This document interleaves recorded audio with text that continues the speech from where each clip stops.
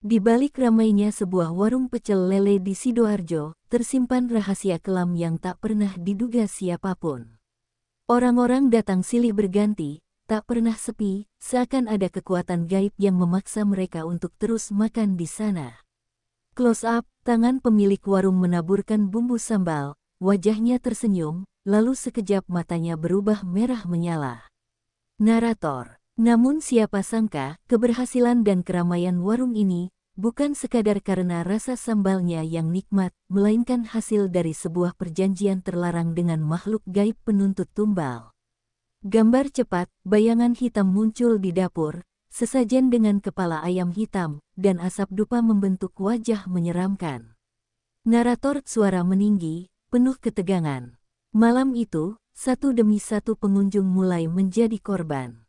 Jeritan mereka tak pernah terdengar lagi di dunia nyata. Visual terakhir, warung pecel lele tiba-tiba terbakar, suara raungan makhluk gaib terdengar samar. Narator dengan suara berbisik menyeramkan. Warung pecel lele ini bukan sekadar tempat makan, tapi pintu gerbang menuju kegelapan. Musik berhenti mendadak, layar hitam dengan tulisan merah darah. Teks di layar, warung pecel lele ramai tak biasa. Ternyata ada perjanjian gaib di baliknya. Di sebuah jalan kecil di pinggiran Sidoarjo, ada sebuah warung pecel lele sederhana yang selalu menjadi pusat perhatian warga sekitar. Warung itu milik seorang pria paruh baya bernama Pak Jaya, yang setiap malam terlihat sibuk mengipas ikan lele di atas bara api. Meja kayu seadanya, kursi plastik yang sebagian sudah retak, dan tenda biru yang sudah lusuh seolah tidak pernah mengurangi minat orang untuk datang ke sana. Justru, semakin malam, warung itu semakin ramai didatangi pembeli dari berbagai kalangan, mulai dari sopir truk, mahasiswa, hingga keluarga kecil yang ingin makan malam bersama. Keanehan mulai terasa ketika warga menyadari bahwa warung Pak Jaya selalu ramai, bahkan ketika warung-warung lain di sekitarnya sepi. Padahal, dari segi rasa, warung lain pun tidak kalah enak. Namun entah mengapa, pecel lele milik Pak Jaya selalu terasa berbeda, sambalnya begitu menggigit, lelenya tidak pernah amis, dan nasi putihnya seolah selalu baru ditanak. Banyak orang mengaku sekali saja makan di sana, mereka akan ketagihan dan ingin kembali lagi. Awalnya, semua orang menganggap itu hanya soal racikan bumbu dan keuletan Pak Jaya dalam melayani pelanggan.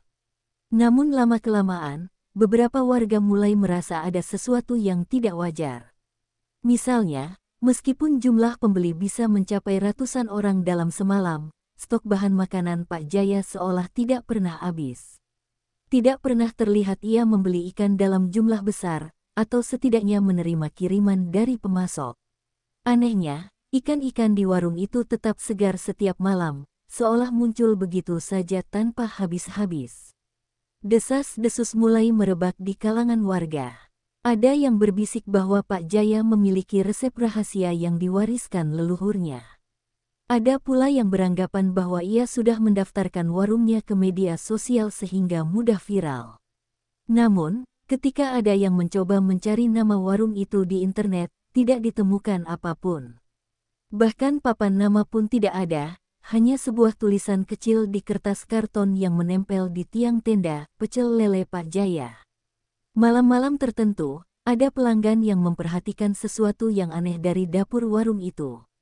Dari balik tirai plastik yang memisahkan dapur dengan area makan, terkadang terdengar suara bisikan lirih, seperti orang bercakap-cakap dengan bahasa yang tidak dimengerti.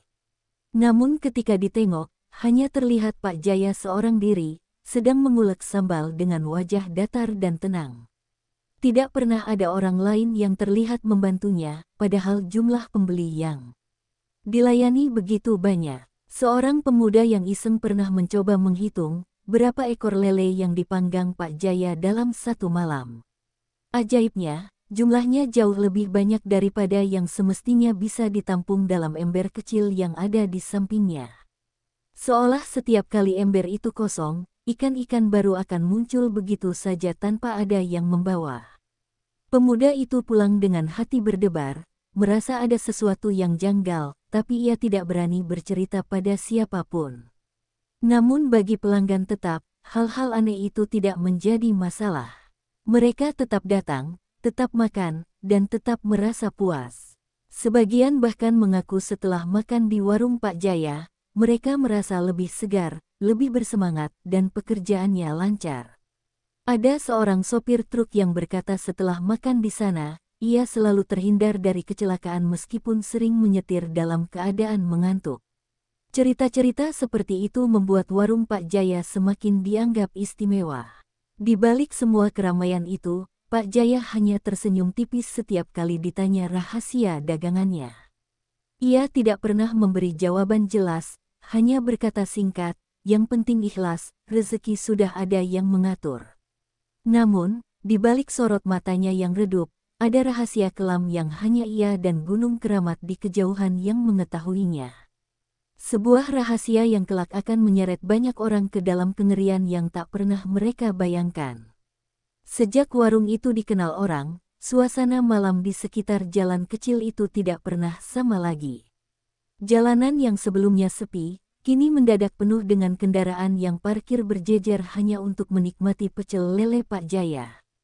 Aroma sambal dan ikan bakar memenuhi udara, membuat orang-orang yang lewat sulit menahan godaan untuk singgah. Bahkan, pedagang lain yang sudah lama membuka usaha di sekitar sana mengeluh karena dagangan mereka jadi sepi, semua pelanggan seolah tersedot ke satu tempat saja. Yang membuat orang semakin heran, warung itu tidak pernah kehabisan stok. Satu malam bisa habis ratusan porsi, namun keesokan malamnya, ikan dan bahan-bahan tetap tersedia seperti biasa. Tidak pernah terlihat ada pasokan besar datang, tidak ada mobil bak yang mengantarkan ikan, bahkan tidak ada pemasok sayur yang mampir. Semua seakan muncul begitu saja. Pelanggan pun hanya peduli pada rasa, mereka tidak pernah memikirkan dari mana semua bahan itu berasal. Namun, orang-orang yang tinggal dekat warung mulai menyadari sesuatu yang ganjil. Mereka sering mendengar suara-suara aneh menjelang tengah malam, saat warung mulai sepi. Suara itu terdengar dari arah dapur, seperti gumaman atau bisikan, kadang terdengar tawa kecil yang tidak seperti suara manusia pada umumnya. Mereka yang penasaran mencoba mengintip, tapi selalu gagal karena tirai dapur selalu tertutup rapat, seolah ada sesuatu yang sengaja disembunyikan dari pandangan orang luar. Seorang pemuda pernah berani mencoba masuk diam-diam setelah warung tutup. Ia mengaku melihat bayangan hitam besar melintas cepat di balik dapur. Saking terkejutnya, ia jatuh tersungkur dan melarikan diri tanpa menoleh lagi. Keesokan harinya, pemuda itu demam tinggi tanpa sebab. Sejak saat itu, tidak ada lagi yang berani mencoba-coba mengintip ke dalam warung setelah tutup. Meskipun begitu, pelanggan tetap tidak peduli dengan kabar miring yang beredar. Bagi mereka, yang penting makanan enak, murah, dan bikin ketagihan. Banyak yang justru merasa beruntung setelah makan di sana. Ada yang mendadak rezekinya lancar, ada yang lolos dari masalah besar, bahkan ada yang mengaku mimpinya jadi lebih indah setelah makan pecel lele Pak Jaya. Keanehan ini justru membuat warung itu semakin populer, seakan-akan menjadi tempat khusus yang membawa berkah bagi siapapun yang datang. Namun tidak semua orang merasakan hal yang sama. Ada sebagian pelanggan yang mengaku mengalami mimpi buruk setelah makan di warung itu. Mereka bermimpi didatangi sosok hitam besar dengan mata merah menyala, yang berbisik agar mereka kembali makan di sana. Anehnya, meskipun ketakutan, mereka justru merasa terdorong untuk datang lagi, seolah ada sesuatu yang mengikat mereka pada warung itu. Pak Jaya sendiri hanya tersenyum setiap kali ditanya tentang ramainya warung. Ia tidak pernah tampak lelah meski melayani ratusan orang seorang diri. Tangannya cekatan, matanya selalu tenang, dan wajahnya tetap dingin tanpa ekspresi berlebihan. Orang-orang menganggapnya pekerja keras, tapi ada juga yang berbisik bahwa ia bukan lagi manusia biasa. Ada aura asing yang sulit dijelaskan, terutama ketika matanya menatap kosong ke arah dapur yang gelap. Malam-malam di warung itu pun berubah menjadi misteri. Semakin ramai pengunjung datang, semakin banyak pula cerita-cerita aneh yang beredar. Ada yang percaya warung itu penuh berkah, ada pula yang yakin ada kekuatan gaib di balik semua kesuksesan itu. Namun satu hal yang pasti, warung pecel lele Pak Jaya sudah menjadi legenda, dan setiap malam yang tidak pernah sepi hanyalah permulaan dari rahasia besar yang tersembunyi. Seiring waktu, keberhasilan warung pecel lele Pak Jaya bukan hanya membawa kekaguman, tetapi juga menimbulkan iri hati dan rasa curiga di kalangan pedagang lain. Beberapa pemilik warung sekitar mulai kehilangan pelanggan, bahkan ada yang memilih menutup usahanya karena tidak sanggup bersaing.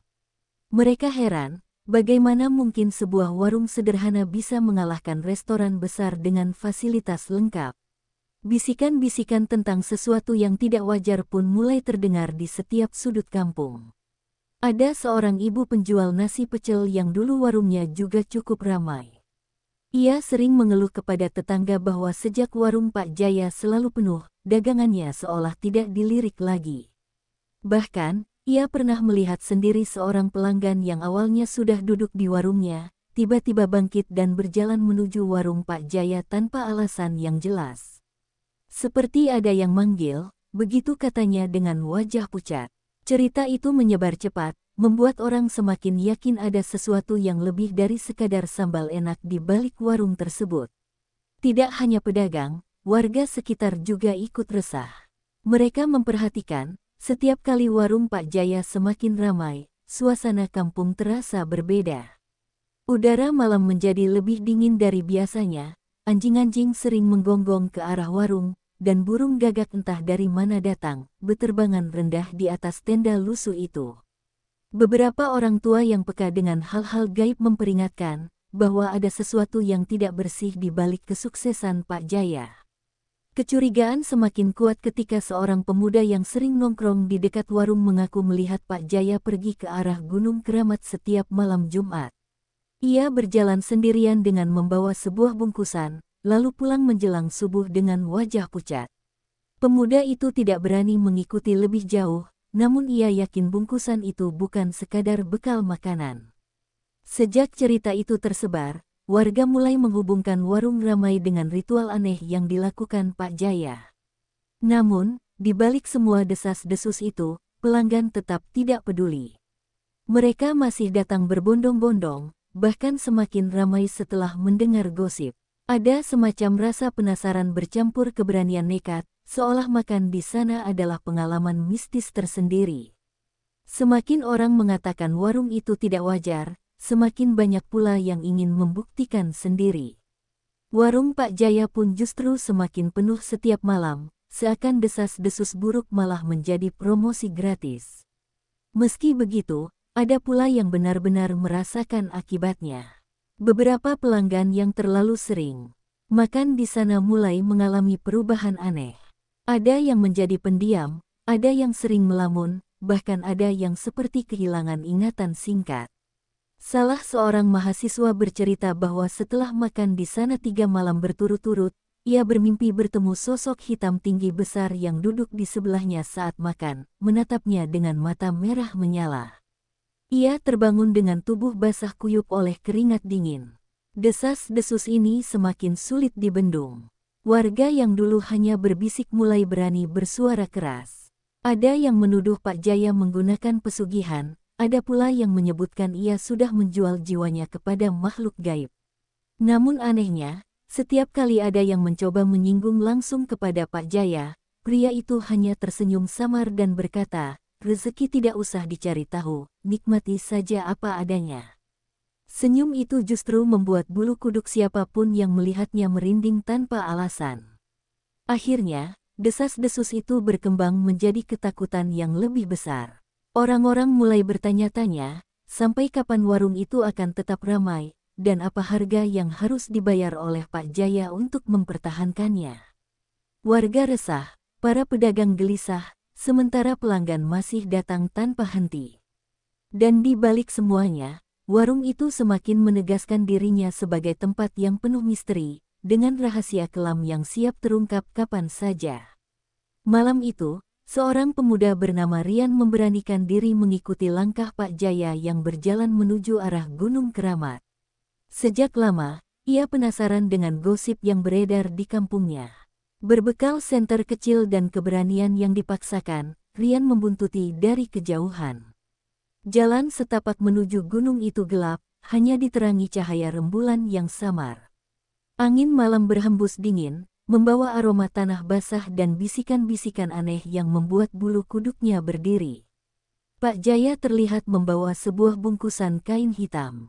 Sesekali ia berhenti, menunduk, lalu melanjutkan langkah dengan langkah yang mantap seolah sudah hafal betul jalan yang dilaluinya.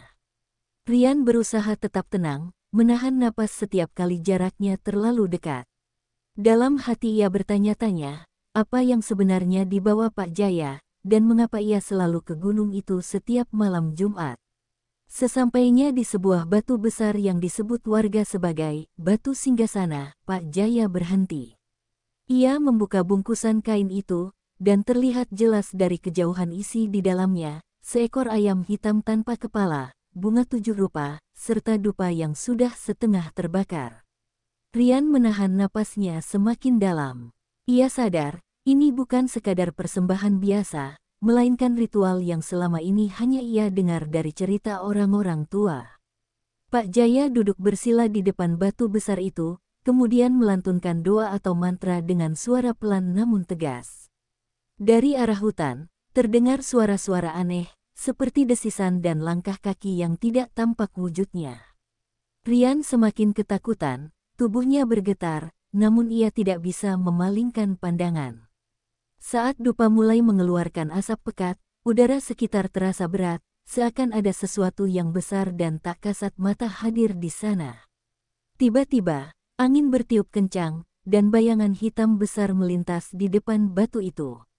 Mata merah menyala tampak sekilas, menatap lurus ke arah Pak Jaya. Suara berat yang menyerupai gumaman terdengar, meski Rian tidak mengerti apa artinya. Pak Jaya tampak mengangguk beberapa kali, lalu menunduk hormat seakan berbicara dengan penguasa gaib. Rian hanya bisa menutup mulut dengan tangan, takut jika dirinya juga diketahui keberadaannya. Ritual itu berlangsung hampir 1 jam. Pak Jaya menancapkan ayam hitam di tanah, menyiram bunga 7 rupa, lalu menutup bungkusan kain itu dengan hati-hati. Setelah itu, bayangan hitam besar itu perlahan menghilang bersama asap dupa yang tersisa. Suasana kembali hening, hanya suara jangkrik yang terdengar, namun hawa dingin masih menusuk hingga ke tulang. Rian tahu, apa yang baru saja ia saksikan bukanlah hal biasa. Pak Jaya kemudian berdiri, wajahnya terlihat lebih tenang daripada sebelumnya. Ia menoleh sebentar ke arah pepohonan, dan entah kebetulan atau tidak, pandangannya seperti langsung menembus ke arah tempat Rian bersembunyi. Rian panik, tubuhnya kaku, namun untungnya Pak Jaya hanya tersenyum tipis sebelum berjalan menuruni jalan setapak menuju kampung. Senyum itu membuat Rian merinding seolah dirinya sudah ketahuan sejak awal. Dengan langkah gemetar, Rian kembali ke rumahnya malam itu. Sepanjang jalan, pikirannya dipenuhi pertanyaan-pertanyaan yang tak bisa ia jawab. Apakah benar kesuksesan warung Pak Jaya berasal dari perjanjian gaib dengan makhluk penghuni Gunung Keramat? Dan jika benar, berapa lama perjanjian itu akan bertahan sebelum menuntut balas? Malam itu, Rian bertekad untuk menceritakan apa yang ia lihat, meski ia tahu risikonya bisa sangat berbahaya. Keesokan harinya, Rian bangun dengan tubuh yang masih lemas akibat kejadian semalam. Matanya sembab karena kurang tidur, pikirannya kacau penuh bayangan Pak Jaya dan sosok hitam bermata merah. Ia ingin menceritakan semua yang dilihatnya kepada warga, tetapi lidahnya terasa keluh setiap kali mencoba. Ada rasa takut yang menekan, seolah ada bisikan gaib yang melarangnya membuka mulut. Namun di sisi lain, ia tidak bisa menahan rasa bersalah membiarkan warung itu terus dipenuhi orang yang tidak tahu apa-apa. Di kampung, suasana justru tampak normal. Warung Pak Jaya kembali ramai, bahkan lebih ramai dari malam sebelumnya. Orang-orang tertawa sambil makan, tidak ada yang menyadari ada sesuatu yang janggal. Rian hanya bisa memperhatikan dari kejauhan, jantungnya berdegup cepat.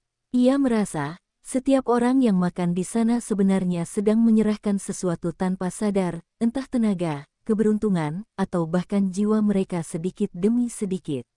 Namun, ia tidak punya bukti yang bisa meyakinkan orang lain. Sore harinya, Rian memberanikan diri mendekati salah satu tetua kampung, Mbah Wiryo. Lelaki tua itu dikenal memiliki pengetahuan tentang hal-hal gaib dan sering dimintai nasihat oleh warga. Dengan suara bergetar, Rian menceritakan pengalamannya di Gunung Keramat. Mbah Wiryo mendengarkan dengan wajah serius, lalu menghela napas panjang. Aku sudah menduga, katanya pelan. Warung itu memang tidak biasa. Kau baru saja menyaksikan perjanjian antara manusia dengan makhluk gaib penghuni gunung. Rian terdiam, tubuhnya dingin.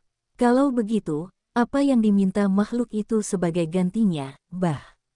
Tanyanya ragu. Mbah Wiryo menatap jauh ke arah barat, ke arah gunung yang samar terlihat. Tidak ada perjanjian tanpa harga. Rezeki besar selalu menuntut tumbal. Entah itu nyawa, kebahagiaan keluarga, atau keturunan yang harus hilang. Cepat atau lambat, makhluk itu akan menagih. Kata-kata itu membuat Rian semakin ngeri. Ia membayangkan keluarga Pak Jaya atau bahkan para pelanggannya bisa menjadi korban. Malam itu, Rian mencoba mengamati kembali warung dari kejauhan. Ia melihat wajah para pelanggan yang tertawa dan bercanda sambil menyantap makanan. Namun jika diperhatikan lebih seksama, mata sebagian dari mereka tampak kosong, seperti tidak sepenuhnya sadar. Bahkan ada seorang bapak yang tangannya bergetar saat menyuap nasi, namun ia tetap tersenyum seolah dipaksa menikmati. Rian menelan ludah, semakin yakin bahwa mereka bukan sekadar makan, tetapi juga sedang memberikan sesuatu yang tidak kasat mata. Sementara itu, Pak Jaya tampak semakin berbeda. Senyumnya semakin lebar, tubuhnya yang dulu ringkih kini terlihat lebih segar dan berisi. Ia melayani pelanggan tanpa pernah terlihat lelah, seolah memiliki tenaga yang tidak habis-habis. Namun di balik semua itu, ada sesuatu pada matanya yang membuat siapapun merinding, sorotnya dalam dan tajam, seperti ada sosok lain yang mengintip dari balik tatapannya. Rian kembali menemui Mbah Wiryo untuk meminta nasihat lebih lanjut. Lelaki tua itu berkata, kalau benar kau ingin menghentikan semua ini, kau harus tahu bahwa melawan perjanjian gaib bukanlah hal mudah.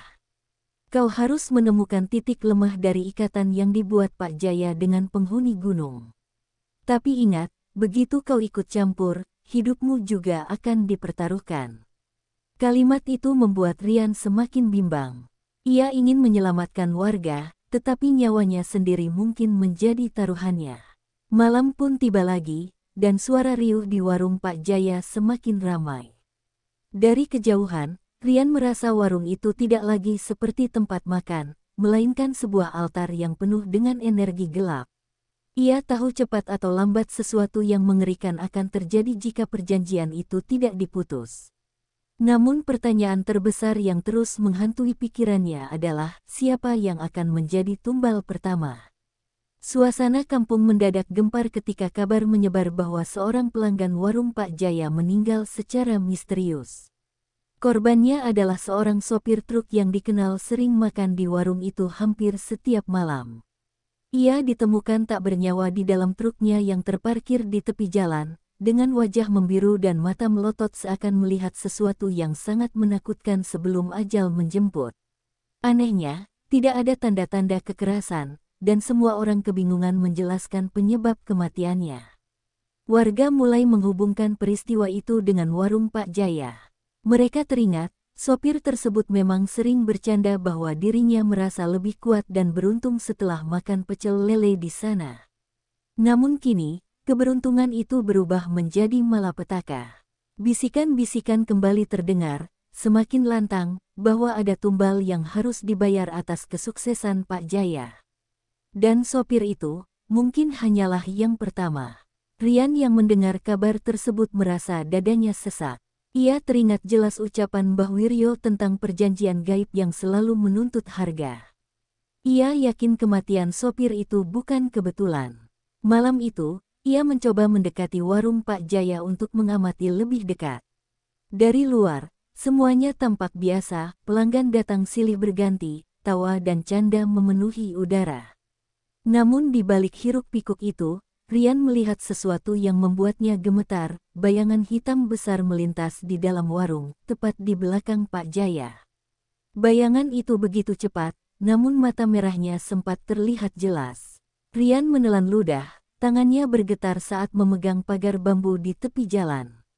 Ia tahu, hanya dirinya yang melihatnya, sementara orang-orang lain tampak asyik makan tanpa sadar mereka sedang berada di tengah ancaman.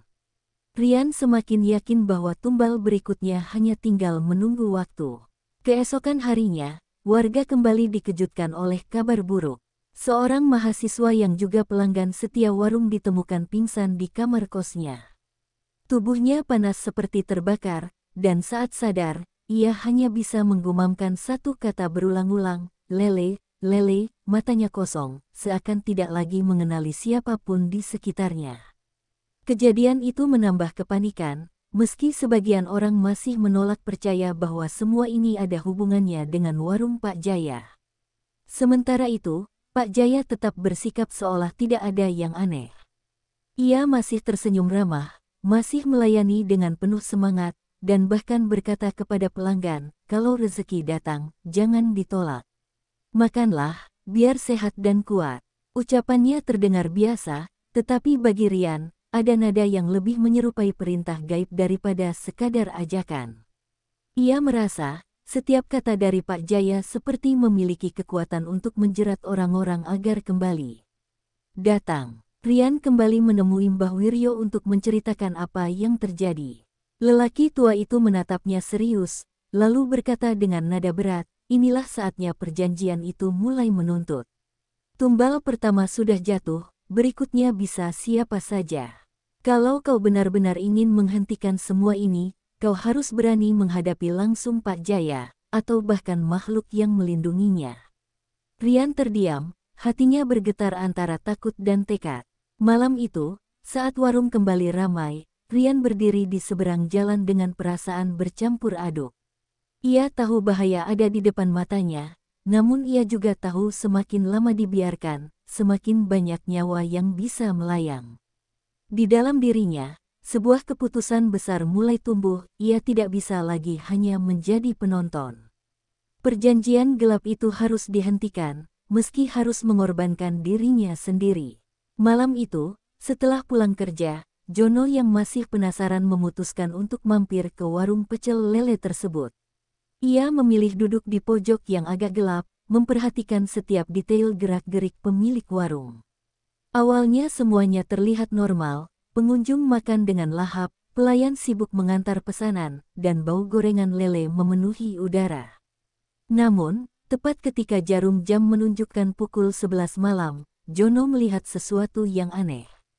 Dari arah dapur, ada bayangan hitam berkelebat cepat, namun tak seorang pun selain dirinya yang tampak menyadarinya. Ia berusaha tetap tenang, padahal jantungnya berdegup kencang. Bayangan itu muncul lagi, kali ini bergerak ke arah meja kasir. Saat melewati pengunjung, tubuh orang-orang itu seperti merinding bersamaan, bulu kuduk mereka berdiri, tapi mereka tetap makan tanpa sadar. Jono menelan ludah. Ia yakin ada sesuatu yang tak kasat mata ikut menjaga warung ini. Beberapa menit kemudian, Pak Sardi, pemilik warung, keluar dengan wajah tenang seolah tak terjadi apa-apa. Namun yang membuat Jono kaget, tatapan mata Pak Sardi sempat berubah aneh, matanya terlihat merah menyala sesaat, sebelum kembali normal. Jono buru-buru menunduk, takut kalau tatapan itu menyadari dirinya sedang mengamati. Pelanggan terus berdatangan meski sudah larut malam. Herannya, tak ada satupun yang terlihat lelah atau mengantuk. Mereka seperti tersihir untuk tetap makan di sana, bahkan memesan lebih banyak dari biasanya. Jono mulai menyadari bahwa bukan hanya kelezatan sambal dan lelenya yang membuat warung itu ramai, melainkan ada kekuatan gaib yang memaksa orang untuk datang kembali. Tak kuat menahan rasa penasaran, Jono pura-pura pergi ke toilet yang terletak di belakang warung. Dari sana, ia bisa melihat langsung ke arah dapur yang tak pernah terbuka untuk umum. Saat ia mengintip, matanya membelalak. Ada sebuah sesajen berupa kepala ayam hitam yang diletakkan di atas nampan, dikelilingi bunga 7 rupa dan dupa yang masih menyala. Asap tipis dari dupa itu mengalir, membentuk wajah menyeramkan yang samar-samar menatap ke arahnya. Jono hampir berteriak, tapi ia menutup mulutnya rapat-rapat. Ia melangkah mundur perlahan, berusaha menghindar dari dapur itu. Namun tiba-tiba, terdengar suara berat berbisik di telinganya, "Jangan ikut campur, atau kau yang akan menjadi korban berikutnya." Suara itu begitu nyata, membuat bulu kuduknya berdiri. Dengan tubuh gemetar, Jono kembali ke tempat duduknya, berpura-pura tenang. Tapi dalam hatinya, ia sudah bertekad untuk mengungkap rahasia besar ini. Ia sadar, jika dibiarkan, perjanjian gaib yang dilakukan Pak Sardi bisa menelan lebih banyak korban, bahkan mungkin seluruh kampung. Malam itu, ketika akhirnya warung mulai sepi dan pelanggan pulang satu persatu, Jono masih duduk, menunggu saat yang tepat. Ia tahu dirinya sedang bermain dengan api. Tapi ia juga tahu, kebenaran harus diungkap, meski taruhannya adalah nyawa. Tengah malam, suasana warung mulai sepi. Hanya tinggal beberapa pelanggan yang tampak sedang menyelesaikan makanannya. Jono masih duduk di pojok, matanya tak lepas dari Pak Sardi yang sedang membereskan meja. Tiba-tiba lampu warung berkedip-kedip, udara mendadak menjadi dingin menusuk tulang. Jono tahu, sesuatu sedang berlangsung. Ia menggenggam erat tangannya, mencoba memberanikan diri untuk tetap duduk di sana. Dari arah dapur, asap pekat muncul, membentuk bayangan raksasa dengan mata merah menyala. Suara berat yang sama seperti sebelumnya terdengar menggema, kali ini lebih jelas, "Janji sudah ditepati, kini giliranmu menambah tumbal baru." Pak Sardi menunduk dalam-dalam, lalu mengangguk seperti seorang budak yang patuh. Jono menahan napasnya, rasa takut bercampur dengan amarah membuncah di dadanya. Tak lama kemudian, salah satu pelanggan yang masih duduk tiba-tiba terhuyung, tubuhnya gemetar hebat, lalu jatuh tersungkur ke lantai. Mulutnya berbuih, matanya melotot kosong. Orang-orang panik, tapi anehnya, seolah ada kekuatan yang membuat mereka tetap duduk dan hanya menyaksikan. Jono hampir berlari menolong, tapi kakinya kaku, seperti ada tangan tak kasat mata yang menahan. Pak Sardi mendekati korban itu dengan wajah tenang. Dari kantong bajunya, ia mengeluarkan sebuah botol kecil berisi cairan hitam. Ia menuangkannya ke tubuh si korban, lalu tubuh itu tiba-tiba lenyap seperti asap. Orang-orang yang masih sadar langsung menutup mata mereka, seperti lupa dengan apa yang baru saja mereka lihat. Hanya Jono yang masih bisa mengingat jelas kejadian itu. Jono sudah tak tahan lagi. Dengan sisa keberanian yang ia punya, ia berdiri dan berteriak, "Pak Sardi, apa yang kau lakukan ini keji. Kau mempermainkan nyawa orang demi kekayaanmu." Suara Jono menggema di warung itu. Pak Sardi terkejut, lalu menatap Jono dengan mata merah membara. "Kau seharusnya tidak ikut campur, Jono," katanya dengan suara seram yang bukan miliknya. Tiba-tiba, angin kencang berputar di dalam warung, piring-piring berjatuhan, api dari kompor menyala membesar seperti hendak membakar seluruh ruangan. Bayangan hitam itu kini menampakkan wujudnya dengan jelas, makhluk tinggi besar, bertanduk, dengan wajah menyerupai manusia setengah binatang. Semua pelanggan yang tersisa menjerit, tapi jeritan itu lenyap begitu saja, seolah tertelan udara. Jono, dengan tubuh gemetar, meraih sebuah botol air mineral di meja dan entah bagaimana ia berani, ia membacakan doa yang ia hafal sejak kecil. Saat doa itu keluar dari mulutnya, botol air di tangannya bergetar lalu pecah, airnya menyebar ke arah bayangan hitam. Makhluk itu meraung keras, tubuhnya terbakar oleh cahaya yang keluar dari air tersebut. Pak Sardi menjerit, tubuhnya ikut terbakar dalam api gaib yang tak bisa dipadamkan. Warung itu akhirnya ambruk, menyisakan puing-puing yang gosong. Jono berhasil selamat, meski tubuhnya penuh luka. Esok paginya, warga Sidoarjo gempar mendengar kabar bahwa warung pecel lele yang terkenal itu lenyap begitu saja, menyisakan tanah hangus. Tak ada lagi keramaian, tak ada lagi aroma sambal terasi yang menggoda. Yang tersisa hanyalah cerita menyeramkan tentang sebuah perjanjian gaib yang akhirnya menelan tuannya sendiri. Setiap kesepakatan dengan makhluk gaib selalu menuntut harga yang jauh lebih mahal dari sekadar kekayaan dan kesuksesan. Pada akhirnya, tumbal akan terus dicari, sampai perjanjian itu terbayar lunas. Warung itu kini tak lagi berdiri. Tapi sebagian warga masih percaya, suara jeritan dan aroma sambal pedas bercampur amis darah terkadang masih tercium setiap malam Jumat Kliwon. Apakah kau berani datang ke tempat itu saat malam tiba? Setiap kenikmatan yang terlalu sempurna, ada harga gaib di baliknya. Jangan lupa like, share, dan subscribe untuk kisah nyata dan misteri menyeramkan lainnya.